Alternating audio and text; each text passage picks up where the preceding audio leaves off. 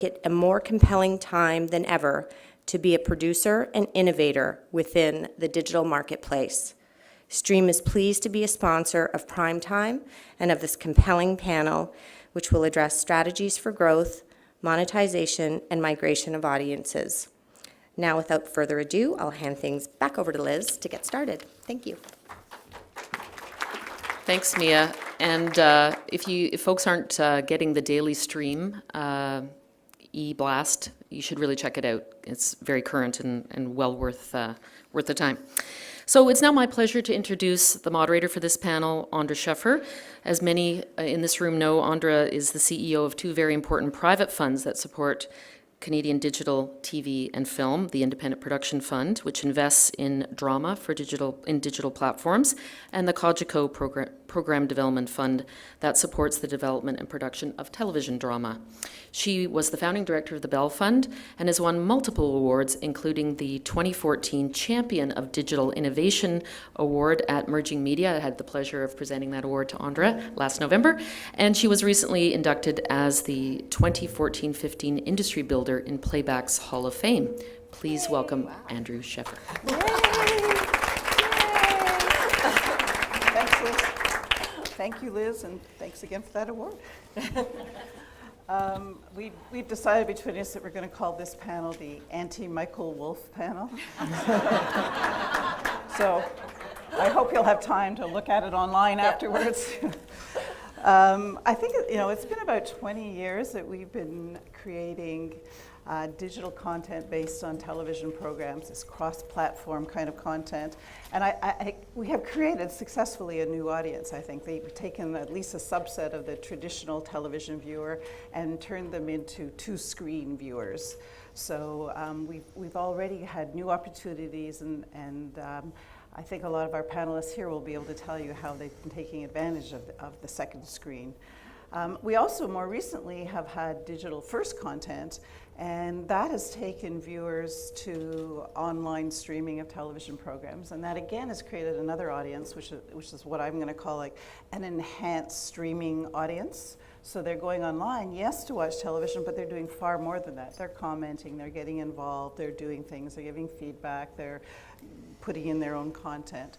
So we are creating new audiences, and we're doing a lot of this digitally and online, and it has made us aware of the many opportunities that we do in fact have for producers to grow their audiences online, on television, to monetize in many different ways, not just through advertising, as you will see. And I think that you will be quite inspired by some of the things that our panelists here have done today. So let's get into it. And I just first of all want to introduce each of them so you know who you're looking at here. Kit Redmond first is the CEO and owner of RTR Media, which is a boutique content production company. Beside her is Caitlin O'Donovan, who's the VP of Digital for Kids for Corus Entertainment. And then we have Wes Gould, who's a partner and COO of REDspace, which is a design and development studio that most of their clients are broadcasters, I believe, and they're based in Halifax. And he's one of those new faces that we haven't seen, but he's done an incredible amount of work. And last but not least, Virginia Thompson, who is the president of Vérité Films and probably best known for her productions of Corner Gas. So I'm going to break this down into different modules, basically, but we're going to start off by asking each of you to talk about the content that you have created, the kind of content that you're using digitally, how it's helping you to grow your audience, monetize. So would you please start, Kit? Sure. RTR Media is mainly a factual production company. Really what we do is we create content for women in the 25 to 54. And yes, there's definitely a big emphasis on co-viewing. We're really a lifestyle producer. And about 4 years ago, when I was at this conference, I heard the gentleman from ComScore talk about the biggest opportunities in digital were in scripted drama and in lifestyle. And at that time, I went back to my office and said we were going to put a quarter of our R&D budget into digital. And so what I can talk about is really 3 examples where that has worked for us. The first thing we did was we hired a bunch of really smart, young, hardworking, incredibly diligent and creative young people. and we created a YouTube channel called Coral. The first year of that YouTube channel was about, as Michael Wolf said, sort of playing because we were embarrassed and trying to figure things out. And we just created a digital sandbox where we could create content and see what worked and what didn't work. And what we found was the fans versus the viewers were incredibly engaged and gave us feedback every day.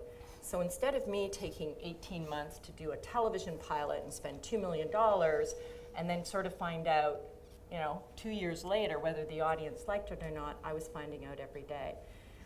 So we created Coral. And then what happened in terms of television was in year 2, that became a huge marketing tool, which I never even thought about. But all of a sudden, television networks started to come to us and went, oh, you're playing in this space. You're actually creating content. And so they had a huge demand from their advertisers, mainly, for digital companion content for the television shows. So it became a marketing tool for us and started to bring us in business. So one of those shows where it really helped us with was we had done a pilot with Samantha Pinn for a new HGTV show called Open House Overhaul. Now HGTV had commissioned about 8 pilots that year, and they told us they were only going to be able to go ahead with one. And the one they were going to be able to go ahead with was one that they could attach a sponsor to. So the sponsor was IKEA. And IKEA was going to launch a brand new kitchen called Skiten. And they needed to have content turned around quickly in order for that deal, for Shaw to make that deal. So the show, which was supposed to be produced in 7 months, got picked up. We were told to have it produced in 5 months so that we could meet the marketing launch. And even then, it wasn't going to be soon enough. So the way we solidified the deal was we said, why don't we throw in 5 webisodes? Here's what we do. And we showed them Coral. And they went, oh, okay. So we had our host, Samantha Pinn, who writes for the National Post, is a design editor in Chatelaine, and has done 2 HGTV shows, do the series of 5 webisodes. The first one launched this week, with the launch of the kitchens. The show will launch on March 30th. So I'd love to believe that my show is better than the 8 other pilots. I really would. But I know the other lifestyle producers out there, and they're damn good. The only way I got that show was my digital piece. So I'm glad I put a quarter of my R&D budget into that. The second thing is a show called Income Property. We're really lucky. We just won 2 CSAs for it last week. And that show is just launched its 10th season. It's really hard to get media attention on a 10th season show. And yet it was crucial because this is the last season of Income Property. We've decided, I like to say like Seinfeld, the 10 seasons, 141 episodes, we've done that story. We've really told the story. So in order to get media, what we decided to do was Scott McGilvery, who's the host of the show, came up with the brilliant idea to do an HGTV network takeover. And what we did was we played 9 seasons worth of Income Property back to back in a marathon. And Scott went into the network and literally kicked everybody out of, at least in the viewer's mind, kicked everybody out of master control, sat there, and then with a whole bunch of different HGTV personalities like Mike Holmes and Brian Baumer, in the commercial breaks between the episodes, Scott showed behind the scenes fun stuff from his personal life and from the crew life and from the show life. So we created 10 digital pieces. All 10 pieces were sponsored by CIBC. CIBC has been the corporate sponsor of Income Property for the last 4 years. And the relationship with CIBC has really, really grown. And a big part of that has been our ability to deliver new and innovative content digitally. We had a huge success with that launch. So we've kicked off our season really, really strongly. I've been told by the broadcaster that, winning awards is wonderful and doing innovative marketing is fabulous, but in the end, the way we're going to get another show for Scott is with ratings. And so it was crucial for us to have that marketing push that delivered the numbers on the first night of the launch. And we were able to do that by using digital. So that was extremely useful. The next and last example I'll give is we got a call from Corus one day, our good friends at Corus, and we've done a lot of work for W Network, and we were told, and I'm going to tell this story for the first time. So we were told that they were thinking about putting out a request to pitch for a project that they wanted to do that would access the Bell Fund. And I've done a lot of requests for pitches, and as producers, probably many of you have, it's a lot of work. You spend a lot of money. And then it's sort of like, are you going to get it or are you not? And I thought, I really want this. I really want this opportunity. It totally goes in line with our strategy. I know we are the best producers to do it. So I went in and I said, look, I think we're the best producers for this. This is the reason why. I have 600 digital videos. I have a library with 600 digital how-to, DIY, lifestyle, women network videos. And we can talk about those 600 videos with this deal. And they didn't put out a request to pitch, and they gave us the deal. And 2 weeks ago, we launched a new series called Get Ready with Rachel on Corus's brand new platform, WView. And with the help of the Bell Fund, are doing a lot of work in analytics, and we're able to attract a social media influencers, one of Canada's top 100 YouTubers, Rachel Cooper, who in my mind is another Scott McGilvery. Talented, young, smart, great on camera, marketing background. And this is an area I like to play, and it's paying off for my television business and my digital business. So that's why I'm doing it. You used online with Rachel Loves to prove Oh yes, that- thank you. So you're using it as a pilot, basically as a test pilot to prove that it would work eventually on television. then. Absolutely. The whole idea behind the Bell Fund is to, instead of doing that big $2 million pilot, to do a digital series. So we're doing an 8-part digital series with Rach that can basically act as a pilot program to see if Rach is ready to move her audience and if there's enough demand to create a television series for Rachel on W Network. And that's going to be a really interesting Yeah.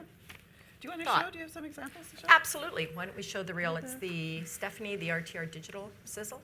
So you're going to see Domestic Geek, which is the fastest growing food YouTube channel in Canada, a little bit of Coral, and a bit of Rachel.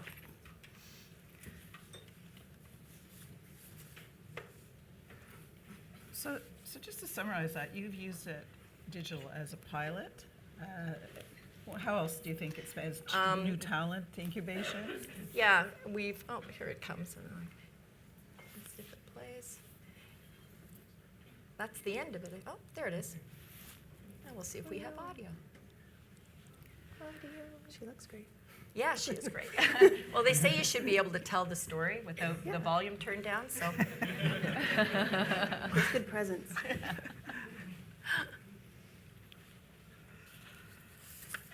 So, what are the ways? Okay, so the ways that we have done it is basically we've used it to test out a pilot in order to get an order for a TV series. We used it to land a TV series, to get a commission, and we've used it to get a renewal. So it's helped at the beginning, middle, and end of our content business. Okay, are we ready over there? And if not, we can always come back to it. Should we do that? Should we put it on hold for a minute? I think we should. You good? Okay, so while they're figuring that out, why don't we move on to Caitlin? And Caitlin will talk a bit about how she's using digital also from the children perspective. So we're covering different genres here as well. So over to you, Caitlin. Sanjay. So my name is Kate, and it's my job to monetize digital for Corus and the kids division. And what that really means is launching products and supporting products, whether it's a YouTube channel, whether they're apps, whether they're websites, games, in Canada and globally, specifically around monetization and ROI. So one thing we can do, if you guys want to put on the PowerPoint deck, there's no audio, so just fingers crossed. And so one of the things I wanted to show everybody is basically, how do you set a brand up for success in digital, right? We talk a lot about, and even Michael Wolf's comment this morning around, what is the role of marketing? What is the role of monetization in digital? Putting aside the challenge with digital being this imaginary lump of content, when in fact you have very different business models if you're looking at gaming, console gaming versus casual app gaming, let alone if you're Pinterest or Facebook. So from our standpoint, on the kids side, I wear two hats. One is the broadcaster domestically, and the other is Nelvana globally. So when I look at how do we make money, how do we monetize our activity in digital, and we are, so to reassure everybody, yes, it is successful. When we're looking at new brands that are rolling out, really, how do you set that stage in the first season when the brand isn't known, when you're just doing those partnerships with retail and with broadcasters and other potential, say, social media partners globally? How do you do it? So I just wanted to show one example. Here's Trucktown. Launched recently in Canada, soon to come globally. So at the top there, just showing these are we're talking about digital assets. So we make a whole bunch of digital assets. These are funded, potentially by Bell Fund, by CMF, or internally. There's many different kind of financing structures. Previously, we talked about let's make a website. Let's put stuff on this website, and kids will come to this website. That model is definitely gone by the wayside. And really, what we're looking at now is how do we make products that can travel to where audiences are? So we look at all of the assets that we make at the top, and then we look at what are all these platforms? What are the different ways that we can get them out?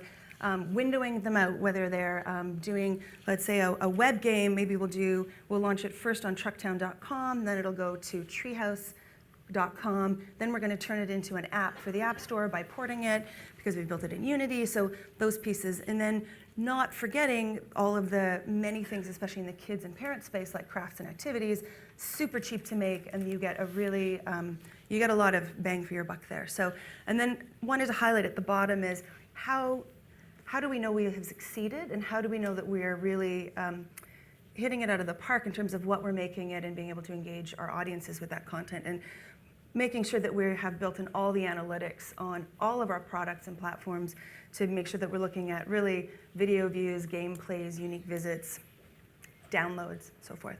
If you go to the next slide. This is very small. I've been told you can download it, though, through the app or elsewhere, or you can just email me. So this is an example of how Trucktown is launching. What are we going to do? And so at the top there is all the things I don't control. So that's the linear broadcast schedule, the consumer product rollout, iTunes, which I do run. But so what's our iTunes kind of plan there, which is typically we go day and date because of Apple support. But then really looking at it in 3 different chunks. So separate from what's the website look like, how many web games you need, is saying, how do we build that buzz before the show is on air? And then really in that first 2 weeks, how do we get it? Then season 1, season 2, how are we getting kids really engaged on a weekly basis, hopefully daily basis, but depending on the show, you have different hooks for that. And then how do we support consumer product launch? Because obviously in the kids space, the toy element and the merchandise element is a key part of that strategy, typically. If you go to the next slide, here's just a couple of examples of the things that we would do. So you have, again, the top right, things like your downloadables, you have party checklists, super cheap to make. You have games, which can vary from really quick, bite size, to on the bottom middle there are the apps, which obviously we invest more in. So we can get those slides?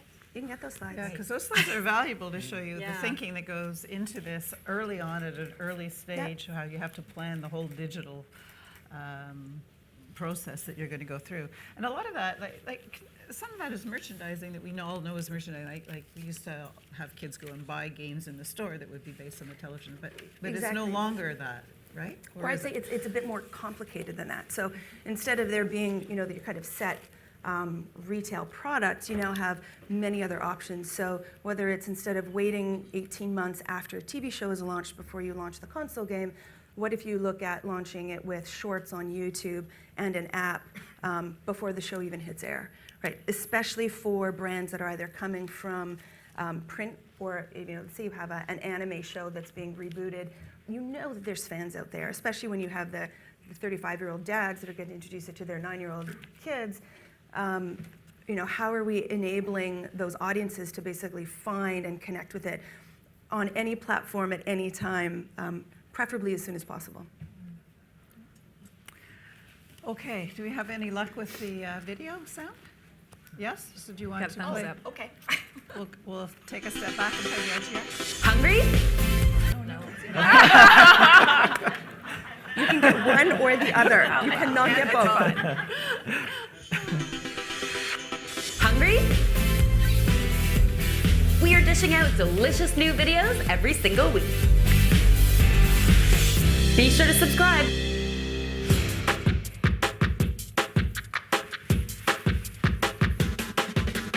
Today on Sweet Living, I'm going to show you how to transform ordinary glassware into a beautiful gift using an etched monogram. This is your 5-minute plank challenge. So let's stop, drop, and plank. Add a little bit of glitz and glamour.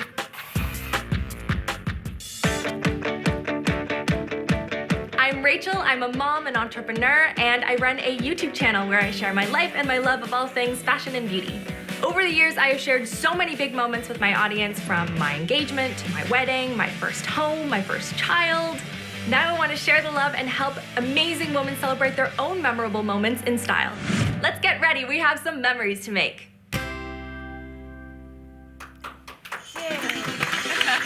Hungry? We are dishing out. Every day. Okay, so let's talk with Wes. Wes comes at this from the direction of being a producer of the digital content. So Wes, tell us the kind of content you've been doing for broadcasters and producers. So yeah, we're purely digital. We have 130 people working from the East Coast, and that's all we do. So when Michael Wolff said there was no money in it, I got really sad. But we're still growing somehow, though. I'm not sure how. So I'm going to show a few different things. An app that we just produced 85 games for, Cartoon Network Anything, that I think has some interesting things to learn about what we can do to bring audiences sort of back to traditional television using digital. And I'm also going to talk about a little bit of what we do for the Video Music Awards for MTV to try and engage people socially and with new and innovative ways using the medium that we're on. So if we're on desktop, then using that interactivity. And I'll talk a little bit about some social stuff we're doing, I think, for Bravo Social Snaps. So if you can play my video, we also do video. So this is, if your video player doesn't work, your content doesn't matter. Yeah. Like my logo up there. You're getting a lot of logo time. This is the REDspace one. It's got a great song, so I hope that the audio works. Maybe you can sing it for us. It's an OK Go song. There we go. Yeah.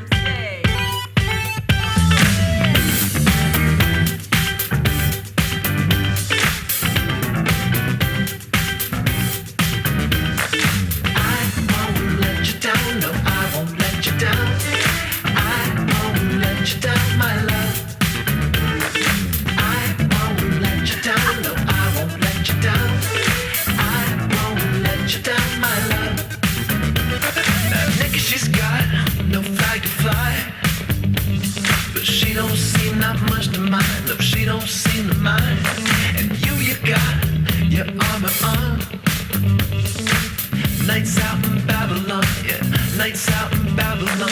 But maybe all you need is someone to trust. Maybe all you need is someone. Maybe all you need is someone to trust. Maybe all you need is someone. And I won't let you down, no, I won't let you down. I won't let you down, my love. A good song, that's all you need. Good song.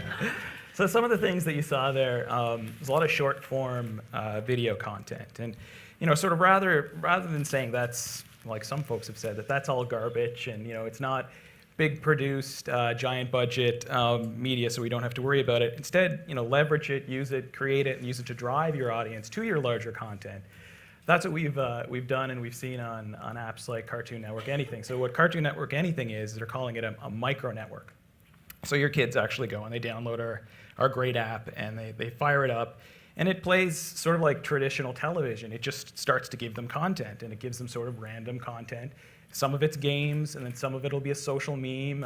Some of it will be actual video content, but all really bite-sized media. The kind of stuff that you kind of want to consume when you're on a mobile device. You don't want to watch necessarily a 2-hour program on a mobile device. It just doesn't fit. So, I mean, that's something when we work with content producers and networks that we try to do our best to leverage is use the device, use what works on the device. Don't fight against the device. Don't say, well, this device people have, they're distracted and they don't have any attention spans anymore, and isn't that terrible? There's reasons people want to pick up their phone, they're in the middle of something, they want to do something, and they want to go away and they want to come back. So help them do that. Don't call them morons or anything else. Just help them use the devices that they're using because they want to use them, and they're using them for a reason. They only have that little bit of time. So we've seen a lot of success with that. And what's interesting is we've seen the programs that we've put through Cartoon Network Anything are getting more eyes in their full-length programming. So people are moving from the mobile device back to the television and the iPad when it's appropriate to use them, when they're looking at that longer form content. We also, just today, launched Noggin, which is a revitalization of Nickelodeon's old brand as a subscription service for $6 a month. Very similar. So they're taking their old back catalog content, and we built this iPad application for them to have folks be able to view all this old content for $6 a month. They also have another application that we built for them last year that won an Emmy. That is a TV Everywhere application. So you actually do have to have a cable subscription for that newer content. So it's not all or nothing. You can sort of do both, and you can get your content on these platforms in different ways, and I think that's important to note. Other things we're doing. So you saw a whole bunch of little snippets of people pulling their shirts up and things like that. So that's all great content created by our viewers. So during the VMA Awards, we have a tool we call the GIF It tool. And what you have to understand about viral video and about things sort of going viral is it's timely. You have to get it out there at just the right time. So enabling your users to create their own content with your content and have conversations around those bits of content, I think is really important. And that's really what the GIF It tool does for us. I think to say that digital and the conversations that happen in Facebook and all that sort of thing isn't important is completely false, because the content, really what we want is we want to be able to talk to each other about things. We want to be able to say, hey, did you see that Zac Efron or whatever, great whatever, isn't he cute? You want to have those conversations. I get it.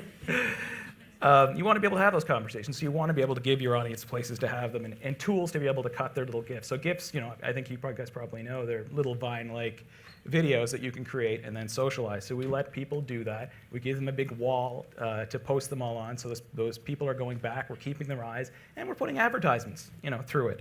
And because it's their content, because it's good content, they don't mind watching the advertisements.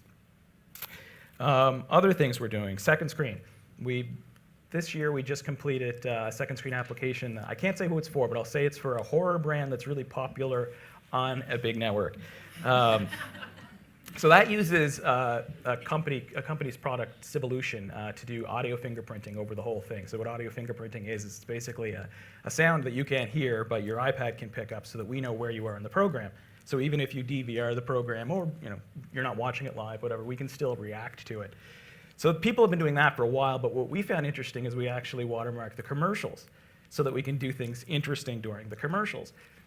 People don't watch commercials when they're not relevant to them. People will watch commercials if it's something that's interesting to them. So we can better target. We can push commercials that are targeted to them if they're logged into the application, because we have information about what they like and what they don't like. And then we can also enable them to quickly get to the products that we're advertising. So when there's an add-on for a car, then maybe we can actually click on a button and watch branded content about that car, or we can find where I can buy that car, or I can get more quickly to what I need. So it's helpful. It's actually not just an ad. It's actually helpful, we like to think. So those are some of the things we're doing. We're very, very busy with lots of different things, but I think understanding that your audience wants control, understanding that your audience is where they are, and you need to go where their eyes are. This year we're creating applications for MTV and VMA, MTV, VH1, Spike TV on Apple TV, on the Google Nexus TV, which I didn't even know was a thing until they asked us to build something on it. We're building across all platforms, Xbox, PlayStation 4. Make sure that you have the content, and the content is right for the platform that you're going to, and make sure that if somebody's looking for your content, they can easily find it. That's great. Thank you. Welcome. You've been busy. You're busy. Okay, and now Virginia, who had a great brand that was so well known, at least in Canada. You did some great stuff too. So yeah, so we made Corner Gas the movie in December, and Corner Gas was a beloved brand, but it was a brand that had slept to a degree for 4 years before we came back with the movie, and we knew we had this beloved fan base, and we had connected with them online, but we actually wrapped Corner Gas pre-social media. Pre-Facebook, if you can believe it. We've only been in this space for about 4 or 5 years, which is amazing to think about. So, so we thought, well, what if we tried something? First of all, we have an issue in Canada where it's hard to get people off their butts and to actually go to a movie theater. And so how do we get our audience engaged in our movie so that they'll actually go to the theater? That was a big challenge, and with the assistance of Telefilm Canada, who's in the room, I believe, and Bell Media, and the Bell Fund, and many others that backed us up, we basically we tried something entirely new. We decided that we would create a 7-month conversation with our fan base, and it started with a Kickstarter campaign, and then from there, that Kickstarter campaign created a group of backers, and there were a lot of them, and we supplied those backers with behind-the-scenes video while we were shooting the movie, and the whole idea was that our audience was to be part of our movie. So they got behind it, backing it, then they started to watch the movie be made. So that was kind of in month 1, month 2. Then in month 3, we decided, you know what? Why don't we actually get our fans into the movie? And so we actually launched the Corner Gas Sing-Along campaign, and we asked our fans if they'd like to sing to our theme song. They did sing. We actually took their singing, and we created a wonderful choral experience that's in the movie itself. Then after that, we went to the audience and we said, hey, where do you want the movie to play? And online, we asked them to light up the map of Canada and actually vote for our movie to come to their communities. So they started to get very excited about that. And then we launched the teaser trailer, and then they knew the movie was coming. And then they could see the map of Canada all lighting up. Video continued to happen. The conversation continued to happen.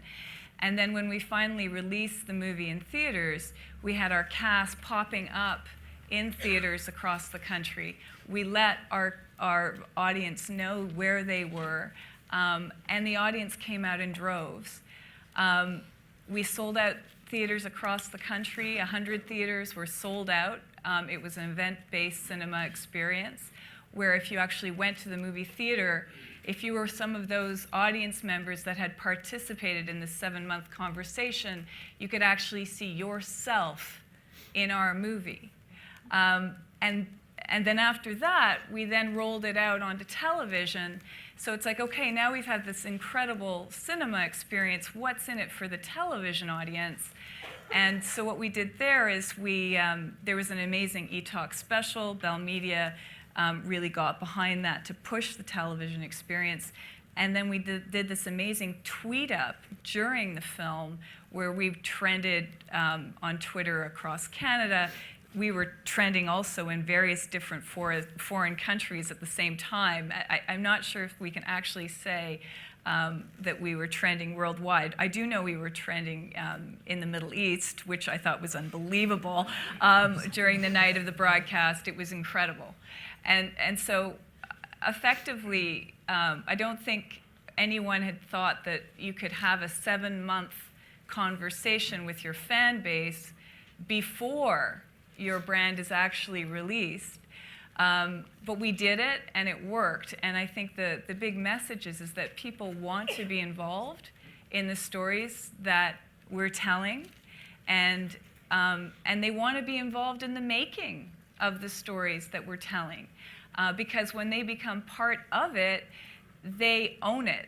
And when they own it, then they want to see it. And not just once, sometimes twice, sometimes 3 times, sometimes on multiple platforms. So I'm just going to, the video is just a little blip as to what we achieved in that 7-month period.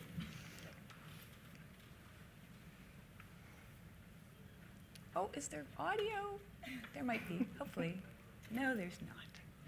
Yay. They're singing.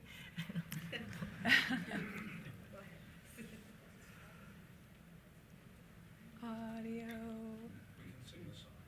We can sing the song. Well, you can even just look. The numbers speak for themselves.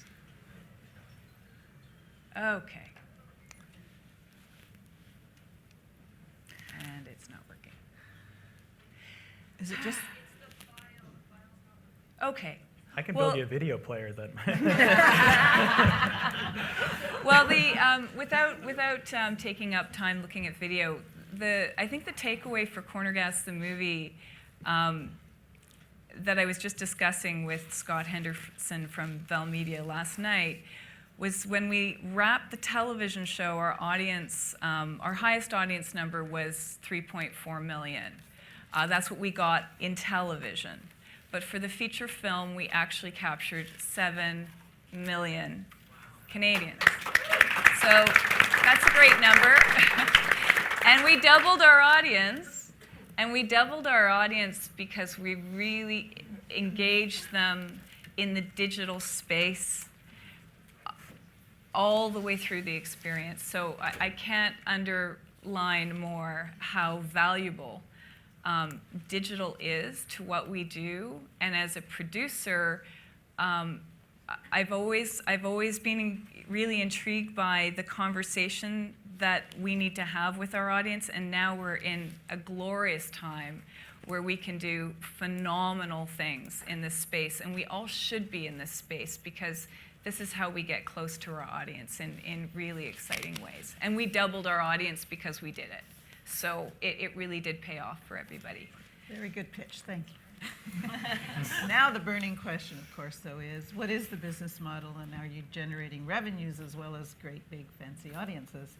And Kit, I think you have succeeded in figuring out some different models. Yeah, and it's definitely a work in progress, but we have. And when I look at Coral TV, the first year was really about R&D and very much underneath the radar. The second year, and I wish I'd said that I had planned this all out, but I didn't. It just sort of happened. The second year was definitely about marketing because we had Kin Community, which is the largest MCM for women's lifestyle, approach us out of the blue and say, wow, we like what you're doing, it looks good. So the content attracted people. And then Torstar called us, and then National Post, and then Corus, and then Shaw. So without doing any marketing, we started to have people approach us and say, what could you do for us? And I think that just shows the incredible, insatiable demand for online video and quality online video. So when it came to the third year was about monetization, and that's the year we're in right now. So there's really 4 streams of revenue that we're working with. In the YouTube space, it's AdSense. And I used to say, yeah, AdSense, that, and 25 cents will buy you a small latte. Because it was a bit of a joke. You'd watch it come in and you're spending $1,000 to make a video and you're getting $250. But what happens is there is a tipping point. There's a real tipping point. And the people at YouTube, who I have to say were phenomenally supportive, and especially on the education training ground, and the people at Kin, really helped us to understand the hockey stick. So the hockey stick is it's really, really flat, flat, flat, flat, and then it goes like this. Yeah. That is the amazing part. And you kind of go, yeah, and you go to bed every night going, maybe I am stupid the way most of the people think I am, or insane. But with the Domestic Geek, so we spent 2 years with the Domestic Geek on Coral, and she's the woman who does food. And then we saw that her numbers were really good and her audience engagement were good. Plus, we really refined her approach. She went from being a nerdy science person about home to food, because that's what people were watching and that's what they wanted. And ironically, that was her passion. But she thought she had to do all of these other things in order to get an audience. When she actually followed her passion and you gave her the freedom to do that, all of a sudden the viewers really came. So now the Domestic Geek, when we launched her in April of last year, our goal was to hit 10,000 subscribers by September. And on YouTube, you fight for every subscriber, every engaged fan. You write to them, you talk to them, you engage them. Every sub is like worth it. And we bought a little bottle of champagne, put a ribbon on it, and when we were going to hit 10,000 subscribers, we were going to celebrate. That was April. In September, she hit 100,000. And by Christmas, she was at 200, and this week she'll hit 300,000. So the hockey stick happened. And now all of a sudden, my controller is going, so when's the AdSense coming in? When's the AdSense coming in? Because now the AdSense is actually significant. And where I think it will really actually cover all our costs of production and pay people's salaries is when she's at 500. So our goal is to get her to 500,000. So AdSense is a really great model for producers. You get 60% and the platform takes 40. And it's, it's pretty simple. The other thing that starts happening is your MCN will start bringing brands to you. So you start getting content deals. So we're doing content deals with audiobooks. We had one with Sunrise. Tons of these deals are starting to come in. They're slow, but they're starting to come in. And that is very profitable because depending on your influencer and the rate card for your influencer, and the rate card is based on the number of subscribers you have, you can get $2,500 for a 10-second verbal placement. It costs me nothing to produce that. Nothing. I like that margin. That's the margin I really like. I really like that one. Rosanna Piscino, who is Kin's largest YouTuber, product placement on hers is $50,000. When I talked to her agent about doing a TV show, he said, why? She can do this and make a lot of money. So that rate card and those endorsements for someone smaller who's on Coral, who we're just beginning to bring up, it's about $900. And those are starting to come in on a regular basis. And now that Corus has invested in Kin and we have an on-the-ground salesperson in Canada, that we're seeing a big pickup in that. So that is great. The next thing, which is really, really interesting, is, and it kind of goes along with what Virginia is saying, is there's going to be a choice to be made at some time because in the YouTube space, the influencers really value their audience. So often they will ask, are you tolerant of this or are you not tolerant of this? Will you stomach the ad? Will you embrace the ad? And that like button, right? So with the first time we did an integration, we really watched, our community manager really mined the analytics and watched how many dislikes did we get. And we were all kind of nervous the first one we did. And out of 80,000 views, I think we had 3 dislikes. It wasn't anything more than before because what's really important is that you align the value of the social media influencer, in this case, Sarah Lynn Cushon, with the values of the brand. And if those match up, then the fan base will be extremely tolerant. The other thing is Sarah Lynn did a series called Healthy Meal Prep. So she decided, she did 2 really smart things, is in January, we thought new year, new you, new year, Ken was doing a promotion. And she decided that she would do 5 videos over the first 5 weeks of 2015. And she would teach you how to prepare food for a week. Last night I came in very late and I opened up the fridge and there was a healthy meal there because I had prepared it on Sunday and I was very grateful. Then she said, I will do an ebook. And on the first day of the ebook being offered up to, her 250,000 subscribers at then, she said it'll be free. 5,000 went off the ebook shelf in about 4 or 5 hours. We were like, holy shoot. So then we said, okay, now it's going to cost you $1.99. And they still continue to go. At the same time, her #1 video, and if you search how to make smoothies, because video is the new search engine, right? how to make smoothies, Sarah Lynn's video will come up. It's had 2 million plays. So what she did was on Instagram, she did a new smoothie recipe every day.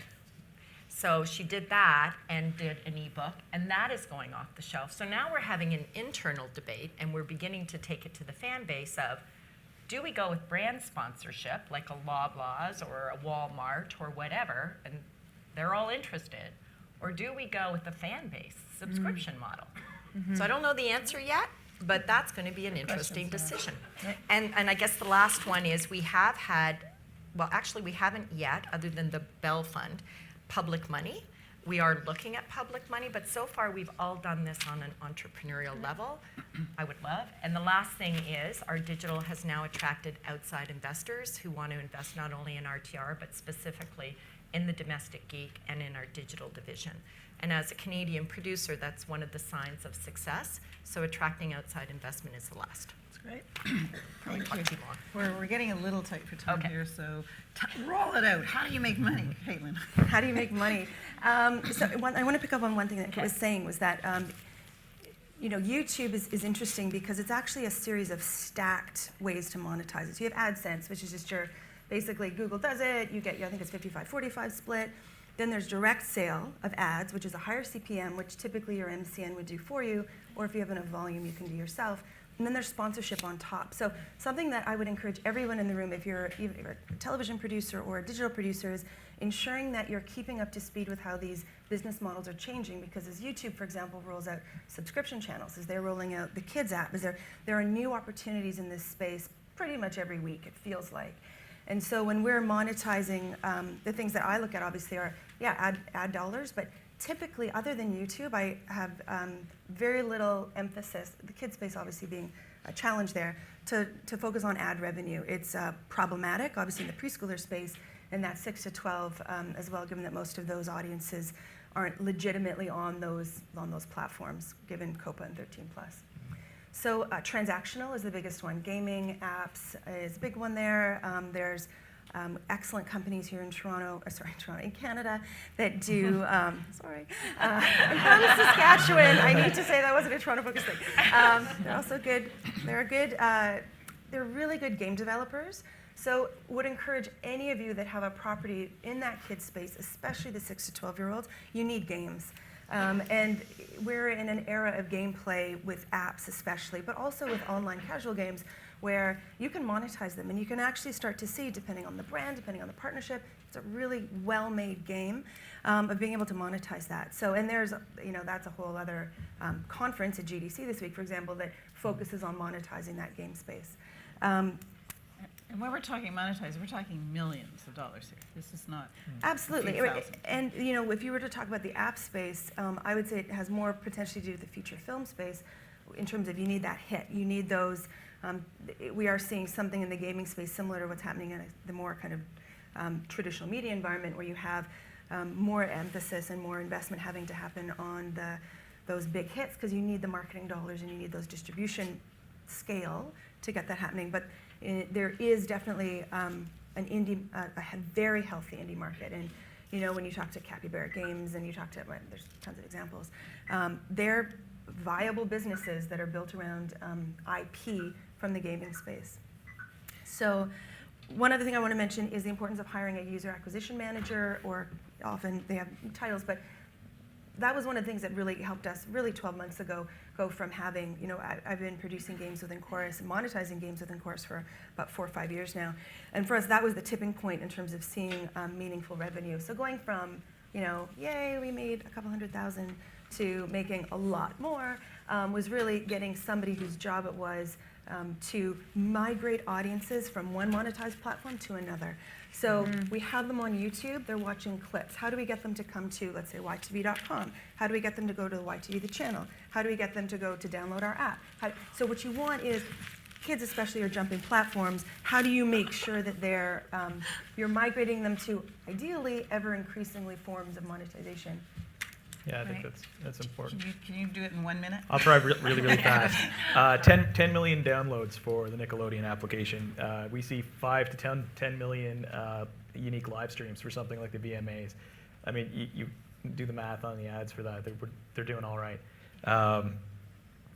To try to be creative with some of your monetization. Something interesting we've been doing for some of the live events that we take care of are multiple sponsored camera feeds, so you can do some really cool stuff with how much you then charge for the sponsorship of those live feeds. So you might have the sort of, I don't know, Red Bull or Coca-Cola red room in the back, and then you might have a red carpet on this, and it lets your user, gives your user the ability to choose which part of the show they want to look at, which makes them feel like they're getting something for it, so then they don't mind at all that they're seeing these ads. And the ads may actually just be the signs on the walls, when you're videoing these sorts of different angles. So I think it's important to think about, again, what the platform can give you, the fact that you're on a digital platform, and think outside the box, because you do have those other avenues for monetization.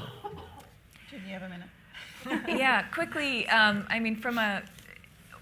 we launched with a Kickstarter campaign. We were very careful with how much, because our brand was so beloved, and Kickstarter is rather new-ish.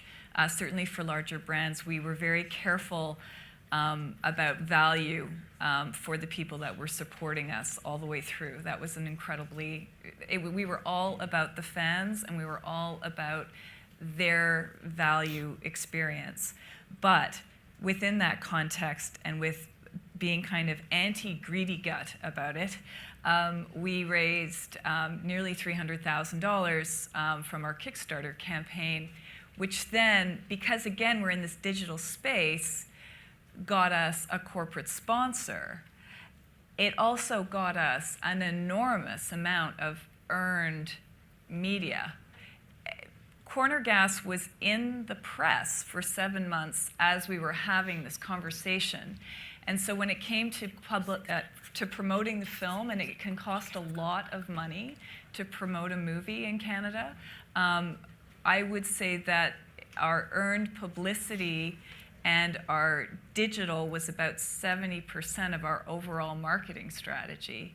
And I would say maybe 20% was 20% of what we spent on marketing was actually in traditional advertising.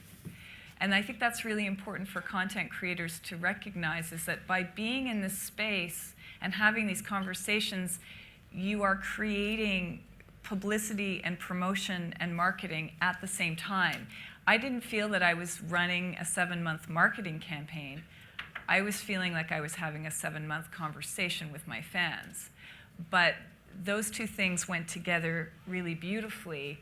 And as a result, I think our funders did very well. I mean, there were 60,000 people that got off their chairs and went to the theater, and they sold out Cineplex. So Cineplex was thrilled. DVD, we had another 60,000 in a week. 60,000 DVDs were sold. And the money is now, we're starting to see, what all the final, numbers are.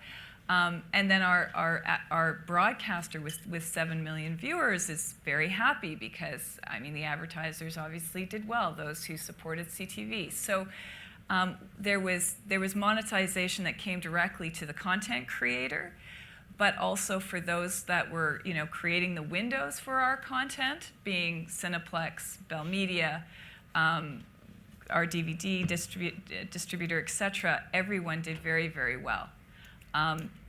So what I'm now left with after this movie is a community of people, and a lot of them, hundreds of thousands of people, that are my community as a content creator. So that means that I can reach out to them. I have to be careful with how I reach out to them, but they're now my audience for maybe other things that I might want to do, or my partners might want to do, that we think might be intriguing to them. So, I can't even answer the monetization entirely, because we now have direct communication. We need to grasp onto it because it's just such a valuable asset to all of us. So the measures of success go beyond direct revenues. Absolutely. But they're going to be long-term benefits that are going to pay off for you. And thank you. We have a lot of other things we can cover here, but we just got the blessing that if there's any questions in the audience that we could address, one or two. Is there anything that you'd really keen to know? Yes? I want to congratulate Virginia. I'm a filmmaker and a film distributor in Canada. And I travel around the country teaching seminars to people about how to distribute movies and things. And one of the key things that I tell people is it's not about just making a movie anymore. It's about how do you monetize the movie beyond the movie. And I've worked with some filmmakers in doing stuff like that. I'll give a couple simple examples. A documentary called Peace Out that a filmmaker, Charles Wilkinson in Vancouver, made. I worked with Charles to set up a book deal with Red Deer Press to do a book in conjunction with the release of the documentary. And that book is now out, just came out, and the movie had been out for a year and a half, and that's created a whole new audience for the movie who are now starting to, for the first time, go to iTunes and buying DVDs on Amazon and whatever that we've created for the film a long time ago. It's created new interest in the movie all over again. As well, soundtracks for movies, releasing soundtracks in conjunction with the release of your movie. The movie helps sell the soundtrack, and the soundtrack helps sell the movie. I think that all of us as filmmakers need to think about things outside the box other than just making a movie. That's for sure. A lot of platforms out there we can use. Edward. I can do this mic. So this is a question I guess maybe Why did I go to the gym? Great, thank you. So this might be a question more for Kit than anyone. So when you're talking about the branding deals, the merchandising, or the sponsorship deals, did those go through a branding agency, or were those direct deals with the brands? Or maybe just, if you could talk just for a little bit about how you structured those deals. Yeah, it's fascinating. It takes years to build a brand, and then you have to be very careful at the point when you monetize it. And I think I've learned this from working with Debbie Travis. You know, she 10 years before she went to Canadian Tire, Scott McGilvery 7 years before he went to CIBC. Normally, that has come through the broadcaster. Increasingly, it's coming in 3 different ways. Brands are approaching us directly, which has never happened before. And you have to be really careful with that because there's a whole bunch of that I don't understand. And I see the role of advertising agencies, and I see the role of the broadcaster more clearly than I ever have before. Mm-hmm. So when the brand approaches us, that was going to be for a very small brand deal. And then as soon as they want to get into a broader reach, you have to bring in your MCN, and you're just smart to do that.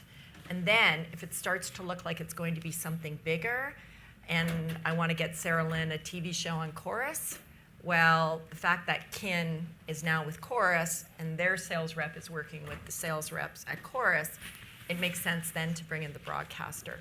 So you can enter the brand deal at the broadcast level, at the MCN level, and at your own production level. And you have to know what the long-term game is and play that very carefully. Yeah. And I'd just like to summarize now. I think we should just come up with